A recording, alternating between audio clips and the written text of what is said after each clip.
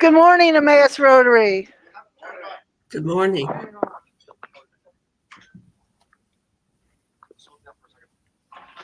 All right. Good morning, Emmaus Rotary. Our invocation, Good morning. our President-elect Mike has our invocation.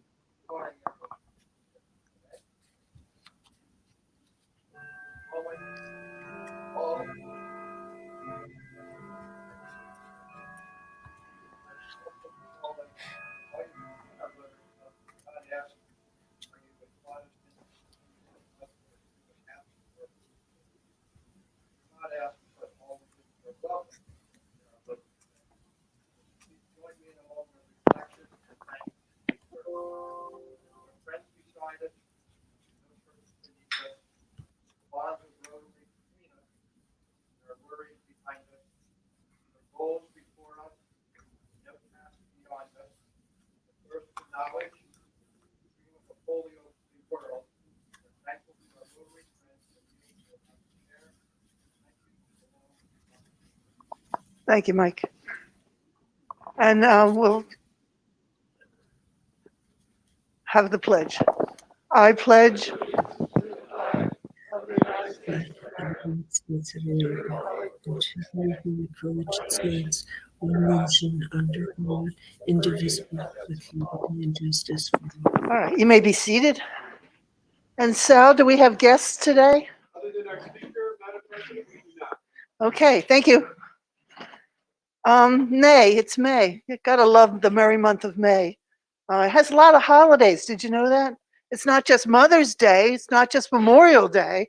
I mean, the force be with you. Cinco de Mayo. Last week was National Nurses Day. Today is say thank you to your school nurse day. Monday was clean your bedroom day. I'm not making this up. I don't know who does. It just goes on and on. It's such a busy month that it's National Mental Health Awareness Month and, you listening? National Bicycle Month. Okay? So I don't want you to be ignorant. I want you to be prepared. I want you to be ready for tomorrow's National Day.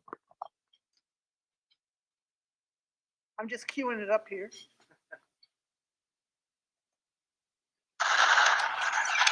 Parents are quick to protect, Now I gotta skip the ad. just like Raid, Ant, and Roach. Okay.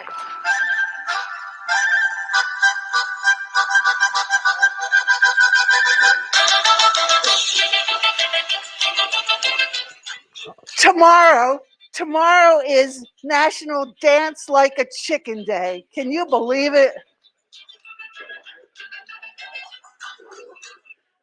Okay. I'll accept a fine for that and promise never to play the chicken dance from the podium again. And it's happy dollars. Okay. So we're now at club announcements. Megan. Yeah, sure. Okay, so don't forget about can tabs.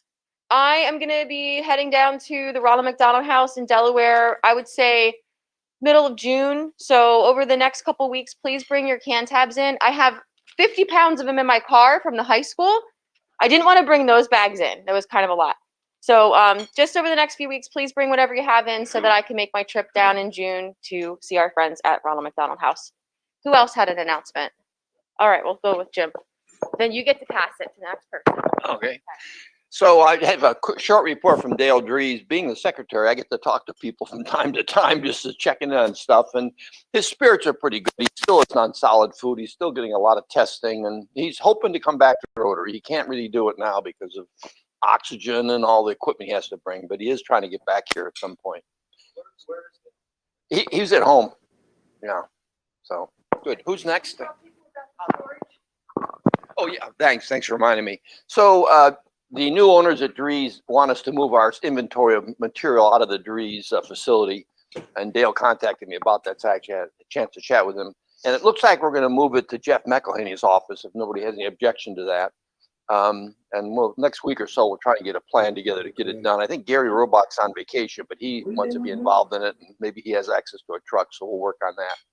But that's the plan. Anybody objects? Thanks. On the mark. Just a plug for the Emmaus Rotary Club motorcycle poker run meeting. Seems like we need some type of abbreviation for that. But that is next Tuesday night at my home here in Macungie. If you're looking to get involved with something, this is a great opportunity to meet other people in the club and work on something positive, having an impact on the community. This event benefits veterans in the area in previous years, and our plan is this year is to all the proceeds to go to Tales of Valor, which raises and trains dogs to assist veterans with post-traumatic stress disorder or other brain challenges. So if you're interested in coming out to that, we welcome anyone to be a member of that. Tuesday, 7 p.m. at my home. Reach out to me, Mark Earl, if you have any questions about that. Thank you. Jim, a quick question for you. What type of volume are we looking at storage? Okay, because that's something we need to assess first and make sure Jeff has enough room in his basement for that. Because I think we have a fair amount of stuff there for it. So in conjunction with that, our flag program is off and running. We got 25 flags so far. Our goal is 100 for the year. Again, please just go to the website. It's just super easy to sign up for it. It's just flags.emmausrotary.org. And the site is all set up. If you wish to pay by check, there's an option there. You just click on that, pay by check. That form will get mailed to us and all that kind of stuff. Or as I've done, like Woody last week just gave me his check here. I got him all registered and on. So I thank you very much for that, Woody. Bill Erdman did it the other week. So again, we're up and running. We're going to have flags out on Memorial Day. And all that. So please tell your friends, tell your neighbors. We are looking at getting door hangers made as well that you can just kind of walk your neighborhood. And this thing can really start to grow. There's places that have 500, 1,000 flags out. What a fundraising, opportunity for us, and who wouldn't want to be patriotic as well. So thank you.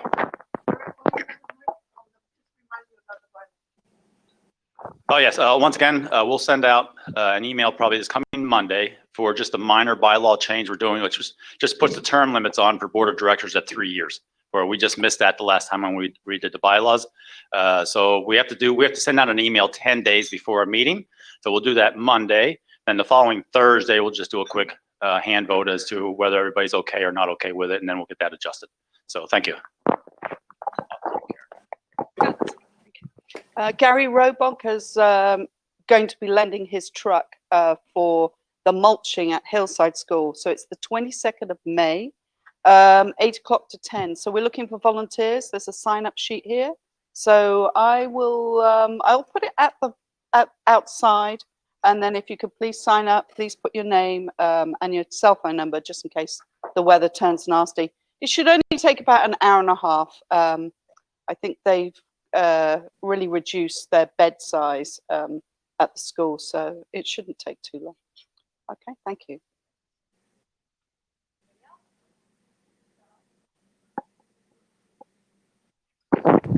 Don't forget, May 23rd, Sunday, Geo Italian Restaurant. We're going to have the cornhole and beef and beer, or beef and bags tournament.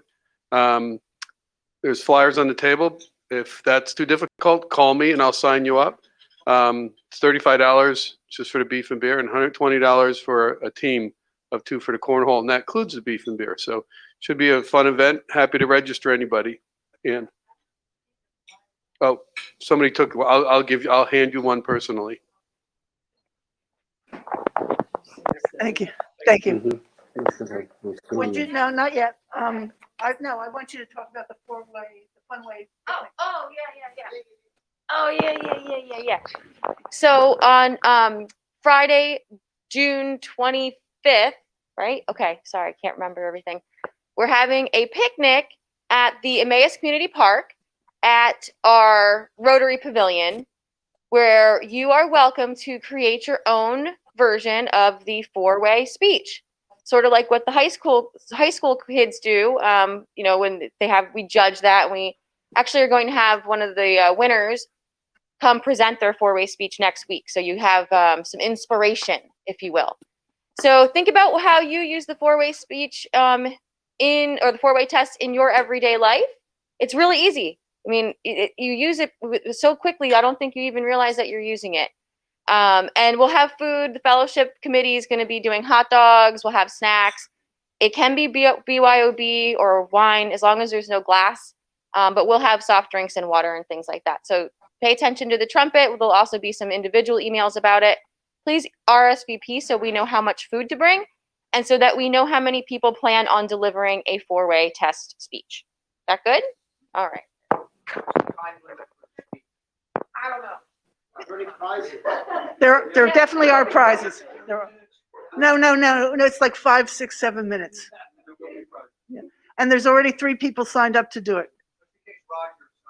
Roger is. Roger's interested. Your president's interested. Sal's gonna do one. They can be fun. You can roast using the four-way test. Are you listening, Mark? Okay. So I have 2 more announcements. What's the date for the brick laying ceremony? June 3rd. So it's after our meeting. You can come over and be part of that, honoring some of our past Rotarians. And the other one is I got an email from Rose Galliano, and she does a lot in the district about the exchange program. They're doing a cyber exchange this year. There are 10 students signed up from the district. 4 of them are Emmaus. So I don't know what the spark is or who's doing something right, but that's really nice to hear. Okay. Any other announcements? Okay. Yes, Bill Erdman. yes, thanks, Lexa. Can everybody hear me?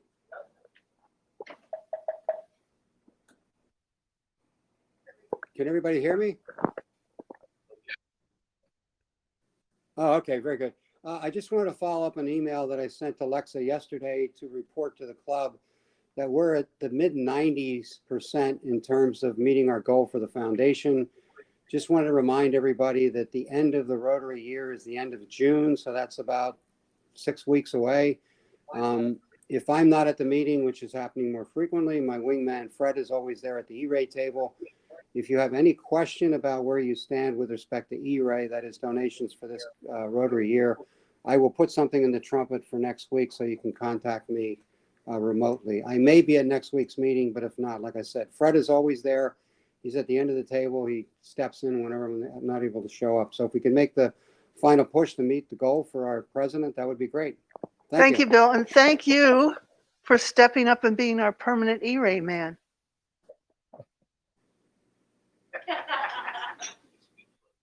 I know. Okay, now it's door prize time. Oh, where's your hand up, Jim? Oh, are they both here? Keith, will you stand up and just make sure everybody, you can do one of those. Yeah, hi, Keith.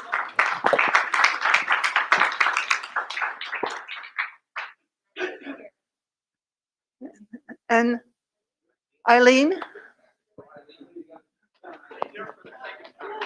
You can stand up too. You'll get your formal induction in June. Okay. July? Okay. Something's changed.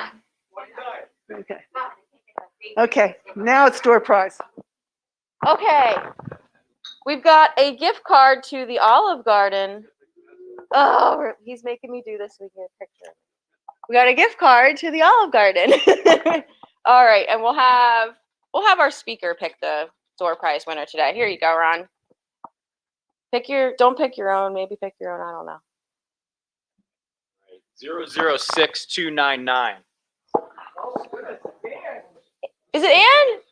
Woo! Ann Peasley is our winner. Cool beans. Here you go, Ann. Now, can I do happy dollars? Okay. Okay, Lex is giving her happy dollars for her chicken dance. I have 2 happy dollars for everyone I want to thank everybody for your support for my She Nailed It team, because we made it to round 2, which we didn't expect to do. So there's mine. Who else has happy dollars? Happy dollars back here. Okay.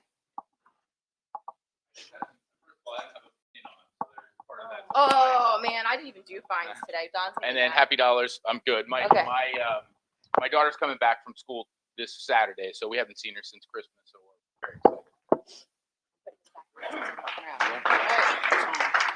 Anyone else?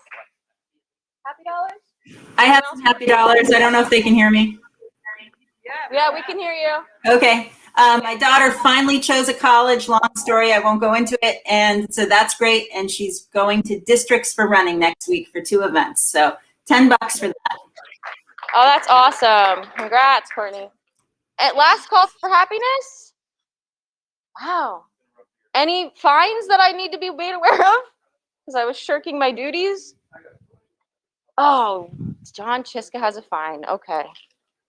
Toss it in the basket. Well, what do you need? Well, I have 10. We'll figure it out. Okay. I'll get back to you with that. All right. That's it. Time for our speaker. Like a one-woman show. I'll be here all morning. Okay. Take this off here. So I'm actually really, really excited about our speaker this morning. I've known Ron for a number of years, sort of as like a friendly acquaintance around town. He's a Lower Macungie, East Penn dude. He has a business in Macungie, and he's working on a new venture in Lower Macungie. He's a real community-minded guy, and I really value the time and effort he puts into our community in Lower Macungie. He's done a tremendous job as a commissioner.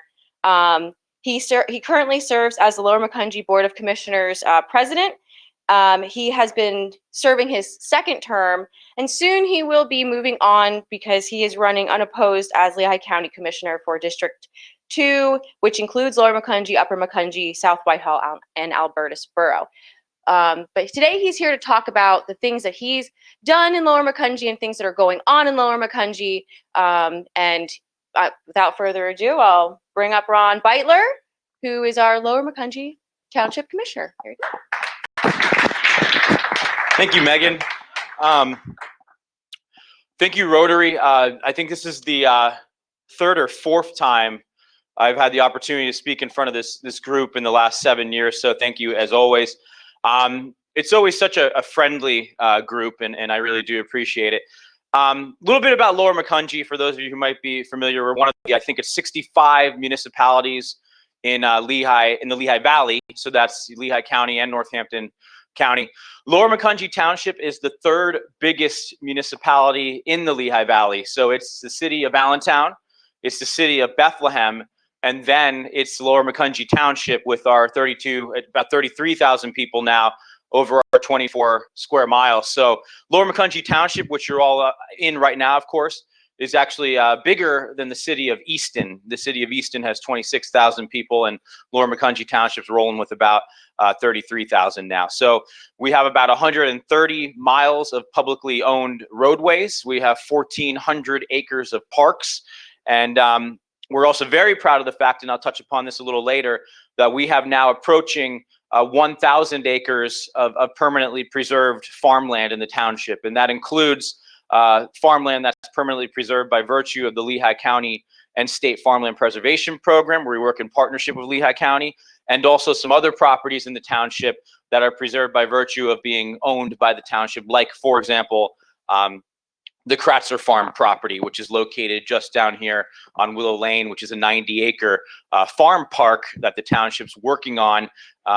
Some potentially exciting news coming up in the future in terms of the build out of that park project, and I'm actually going to touch upon that in a little detail later. So, of course, like any municipality, it's been an interesting year dealing with the pandemic. We're very happy to be sort of coming out of it now. A couple things going on relative to that. We were one of the first communities, and I believe East Penn School District is considering this as well, but we were one of the first communities to start operating our business meetings, our first and third Thursday business meetings under a hybrid structure. So similar to what you're doing here, where you have folks participating via Zoom platform or an internet platform, and also folks who are in person. We're running our business meetings in that fashion as well, which is a nice thing. We're actually going to continue that. That's one of the silver linings as COVID is we had that technology installed into our meeting room. And that's something that we're going to keep going with, even after the pandemic is a distant memory, because we believe, operating with the hybrid Zoom and in person gives more folks more opportunity to participate in our township government. So we're going to run with that with our planning commission as well. We are opening our pool this year, which is exciting. Last year, of course, it was sidelined due to pandemic. So we're very excited to fully open the pool this year. That evolved a little bit over the last 2 weeks since the state came in and updated their guidance. So fully open pool this year. There's not going to be time slots or anything. We also are continuing sales of our season pass memberships. We're ramping up our public library again.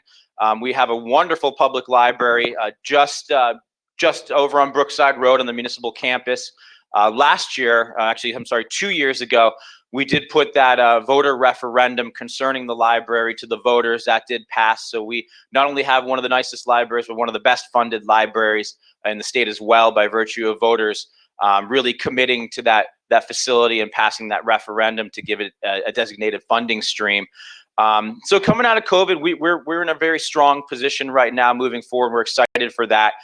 The economy is of course, in terms of land development, it's really about to go gangbusters. So we're actually running not one, but 2 planning commission meetings a month now, just so our volunteer planning commissioners can handle the volume that's coming down the pike, both in terms of anticipated land development applications and also ones that are in the pipeline right now. So really, after sort of a 2-3 year reprieve there, land development is coming back, and economic development in the township is coming back fast and furious. Luckily, from my vantage point, we're really well positioned in Lower Macungie. We did just redo our entire zoning code 3 years ago. We're also members of the Southwest Regional Lehigh Valley Comprehensive Plan. So that's what in partnership with Albertus Borough, Macungie Borough, the Milfords, and Albert, did I say Albertus, and of course us in Emmaus.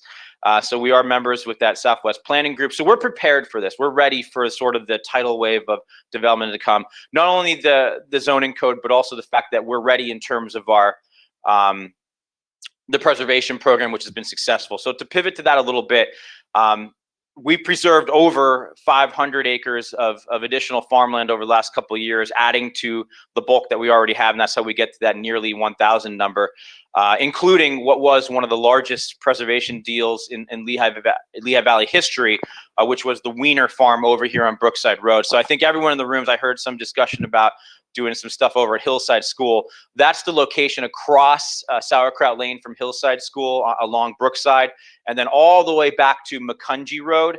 That's the Wiener Farm. So that's 190 acres that the township acquired a few years ago, and then flipped the development rights to the county preservation program. So by virtue of those maneuvers, that property is permanently preserved. We also permanently preserved the 150-acre Lichtenwalner Farm off Indian Creek Road, the Lichtenwalner Farm, Indian Creek Road over there by the tank farm. And we picked off a couple 20 to 45 acre properties along the way as well. So moving forward, we are still interested in aggressively pursuing more preservation opportunities. And that takes us to my sort of last subject here. The township is considering, and I say it has a very good chance of happening, putting onto the ballot in November an open space referendum. So similar to what we did with the library referendum 2 years ago.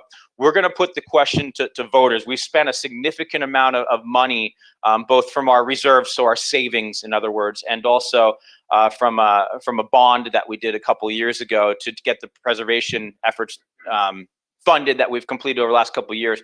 Moving forward, we have to pivot and establish a revenue stream if we want to continue that program. So we are going to put that question to voters in November. About 90% chance that that's happening now. We're still sort of dotting some I's and crossing some T's. So voters will consider if they want a small EIT increase, if that's something that they would support in order to fund the open space program.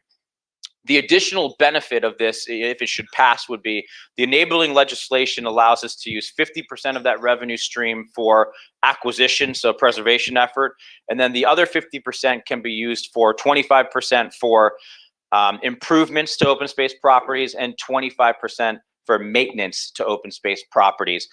The wonderful opportunities there are twofold. With the improvements, number one, the township does have an ambitious greenway plan along our two high quality cold water trout streams, the Little Lehigh River and the Swabia/Swope River, which actually flows through the Brookside property here.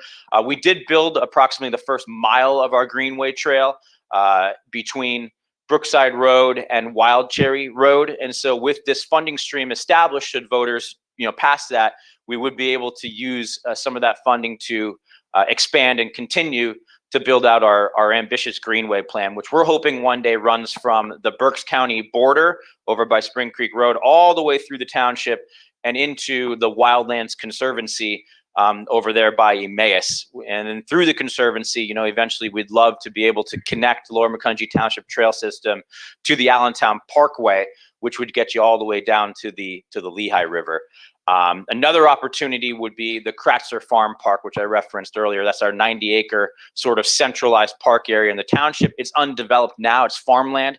Much of that will remain farmland, but we are hopeful to build a 2-mile walking trail around the perimeter of that park as well, and that can be funded with this revenue stream. And lastly, for maintenance, we do have, I think it's about 100 miles of river bank in the township, which is mostly controlled by Lower Mac, because as development has come in through the years, we've done a really good job of acquiring the floodway as public land in stewardship of the streams.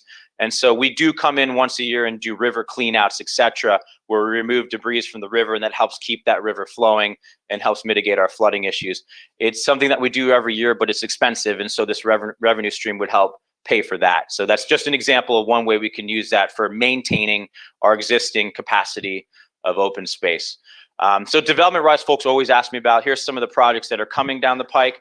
Number one, off Route 100, the Allen, Oregon facility does have, they are trying to develop the rest of their property where the showroom is now. So if everyone's familiar with that property, they did sell a few years ago that back area where now the Weiss is about to open on May 20th. If anyone's interested in that, Weiss is going to open on May 20th.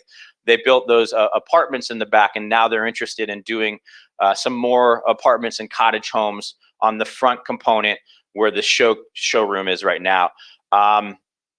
Out on Mertztown Road, a very large one coming is about 400 homes off Spring Creek, and that there's a lot of history tied into that one. That goes all the way back to the rezoning of 2009, which was somewhat very contentious. So that's getting built out now, and there's a number of little projects. Like I said, we're running 2 planning commission meetings now just to keep up. So I wanted to mostly talk about that referendum just to put it on folks' radars. If anyone has any questions about it, let me know. There'll be an announcement hopefully within the next month, because we do have to get that on the ballot by August. And so if folks have any questions about that, I'd be more than happy to answer. And at this time, I'll take questions about anything. So any questions, comments you have about Lower Macungie Township, I'd be happy to answer. Yes, sir. Sure.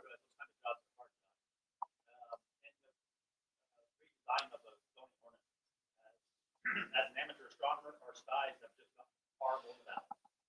So what I think will be done to address light pollution, such as, I don't think Neoga Township, but Neoga dealership is one of the most horrible light centers out there, and all they need are shields on their lights. But what can be done about those things, and then moving forward when the next warehouse is in, whatever, that they give you proper lighting? Seoka is in our township, and you should notice a drastic difference between the Subaru part of Seoka, where those oppressive lights are, and the new Audi section of that whole complex. The new section came in under our new dark sky requirements, so we do have built into our ordinance pretty stringent dark sky requirements for new development. So there is actually a stark difference between the Subaru dealership and the Audi dealership. Unfortunately, and Seoka, not to kick them, they're a great partner. They employ a lot of people in the township, but it's competing interests. I mean, a car dealership wants that stadium lighting. We don't want that for a number of good reasons, and unfortunately, we can't make them because they're grandfathered in. So they are in the township. We have asked numerous occasions for them to address that with shielding, but unfortunately not. But moving forward, all new developments will be subject to dark sky lighting. So if you do drive down that bypass heading west, and you look north at Upper Mac, and you look, south in the lower Mac, where our warehouses were built on Spring Creek Road, you'll definitely see some major difference. There's like a halo over Upper Mac, where they don't have as stringent dark sky requirements. And, I think we've done a pretty good job with our new warehouses out of Spring Creek. It's a great question. We're trying to do our part as far as curbing light pollution. So, yeah. Anything else, folks? Yes, sir. Mark.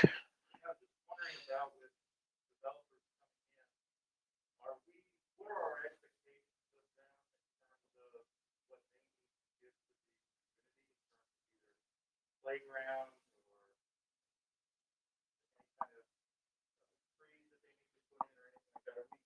leveraging the fact that they want to be here, and are we doing what we can to make sure that we're Sure. Yeah, that's a great question, and just biggest picture.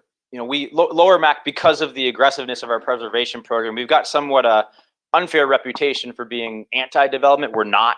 In fact, I see ourselves as one of the economic powerhouses and engines of the Lehigh Valley. So we want properly sited, high job producing, high quality land developments in the township. So to your point, what do we build into that zoning ordinance as far as requirements when a larger project, high impact project comes in here? There's a couple things. Number one, we are a traffic impact fee municipality.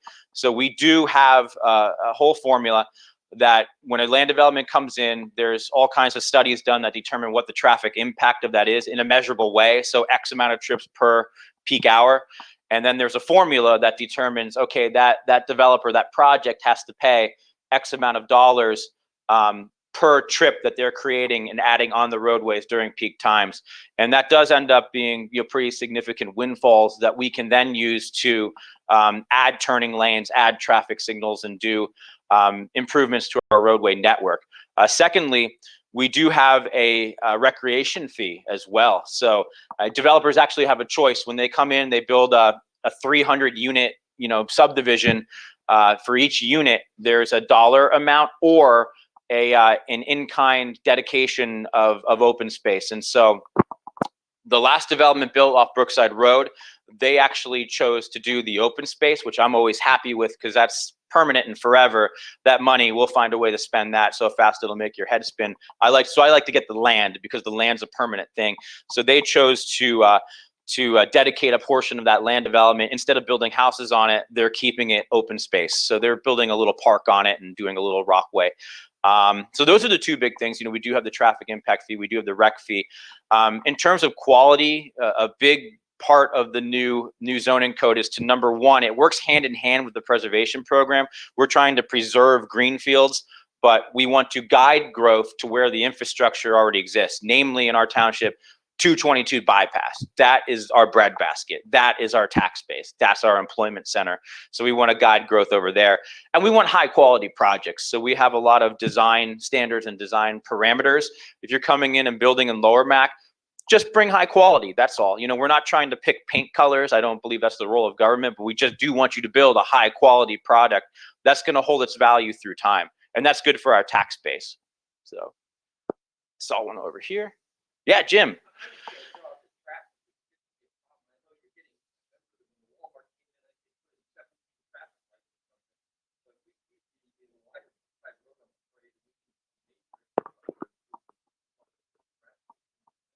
Yeah, traffic. It is an issue. So I live on Lower Macungie Road, and so I've noticed, and I've been there for 10 years now. I've been in the township for my whole life, 42 years. Grew up on Willow Lane, which is now a racetrack.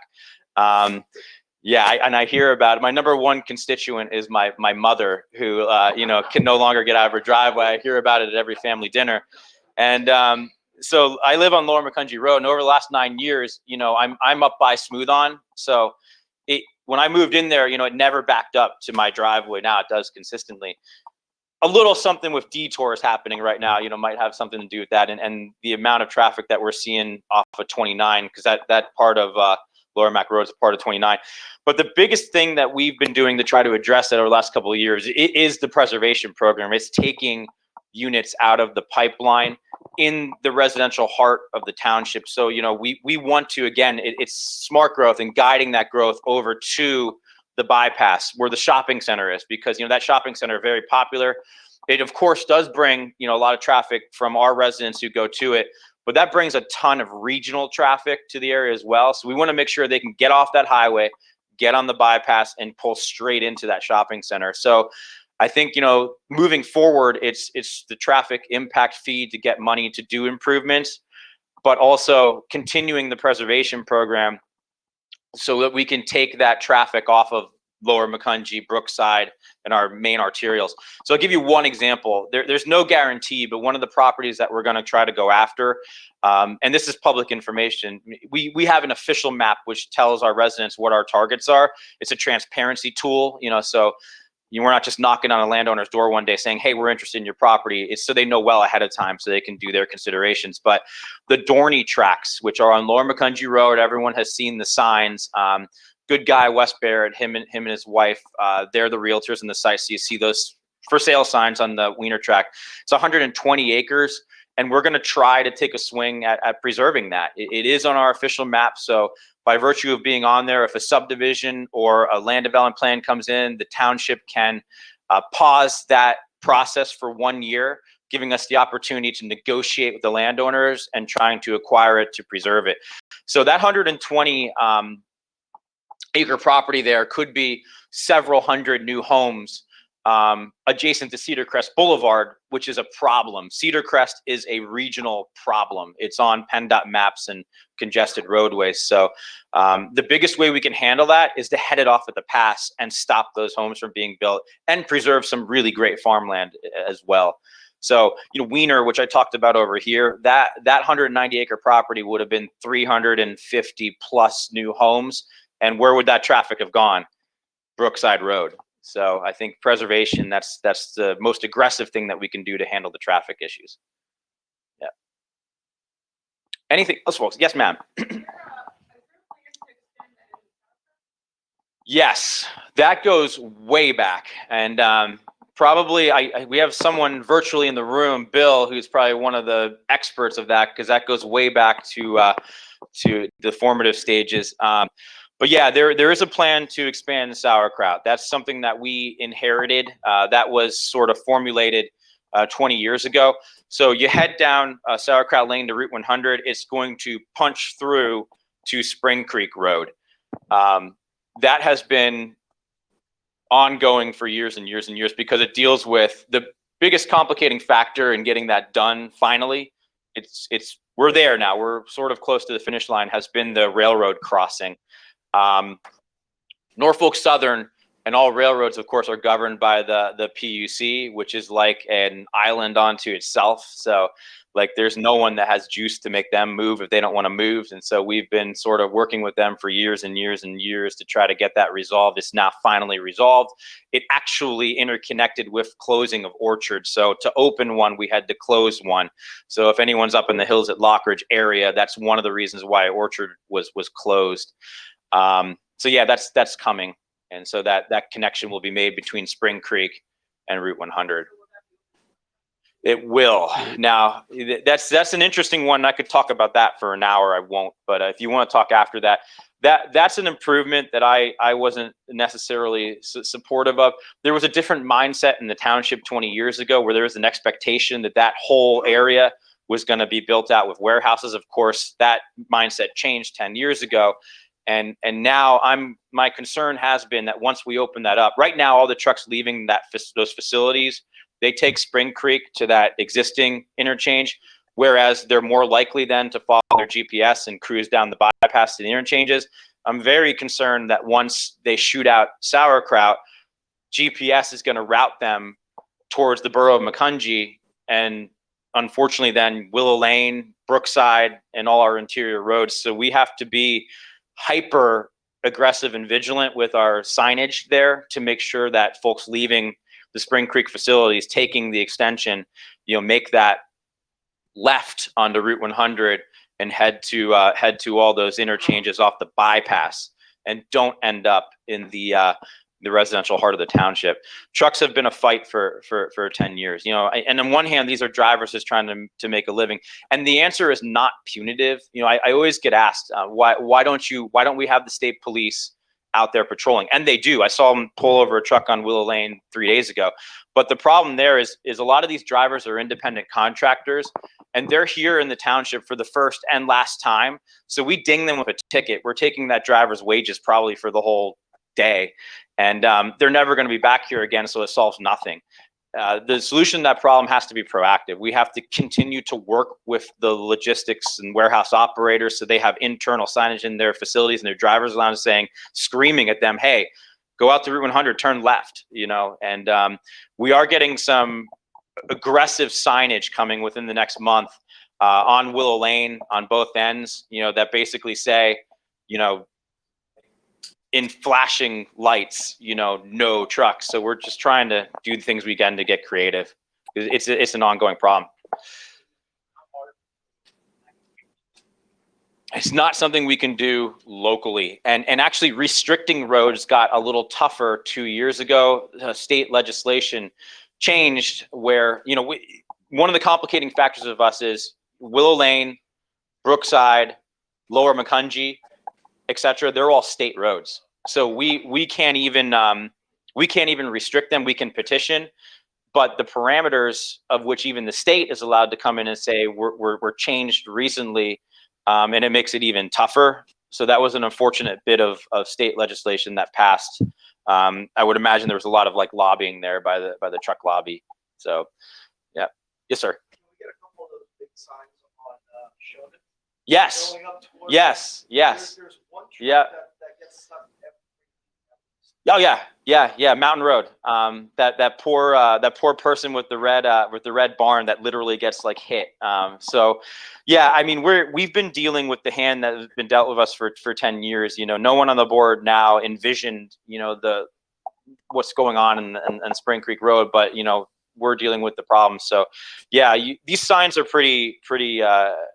You won't see another one like it in the area. So we're definitely gonna get them on Shennick. Yeah, that's a problem. Megan, 2 minutes. Oh, she's just telling me. Oh yeah, Zoom. Box. I'm sorry. Yeah. Nope.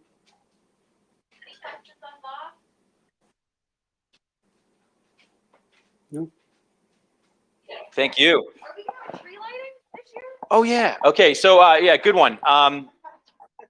All these Macungie, Emmaus, they all have these wonderful tree lighting, and I was starting to get a little jealous that we didn't have one. So we have a township holiday tree now. It's planted in front of the Brandywine Fire Station, thanks to generous donations from about a half dozen township individuals and businesses. It's a handsome Douglas fir, over there by Willow Lane and Elementary in front of the fire station. And this coming Christmas holiday, we are going to have our first annual Lower Macungie, hopefully first of many annual tree lighting ceremonies. So we did get the initial sponsors, which helped us purchase that tree, install it, run electric to it, and buy some of the decorations that are going to be adorned on that thing every year. But we are looking for donors and sponsors who are interested in sponsoring what's now going to be a yearly event. So that's a big thing too. For just one more minute, we did establish a Lower Macungie Township Foundation so that we can help fund things like the holiday tree initiative. So there is now a vehicle for individuals and businesses to do, tax deductible, we're a 501c3 donations to the township for our park system, et cetera. So the first major one there we were doing was, of course, that the holiday tree. So thank you, Megan. Yeah. I'm really excited about that. Yeah, me too. Thank you, Ron. Yeah, Really thanks everyone. appreciate it. Thank you. It's good to see a public servant so knowledgeable, engaged, enthusiastic, isn't it? Okay. When you leave here, wear your mask, keep your distances, stay social, use your hand sanitizers, get your shots, stay well. So, the four-way test. The four-way test of the things we think, say, or do. First. Second. Third. Fourth. Okay, remember tomorrow, do your chicken dance. Hey, thank you, Megan.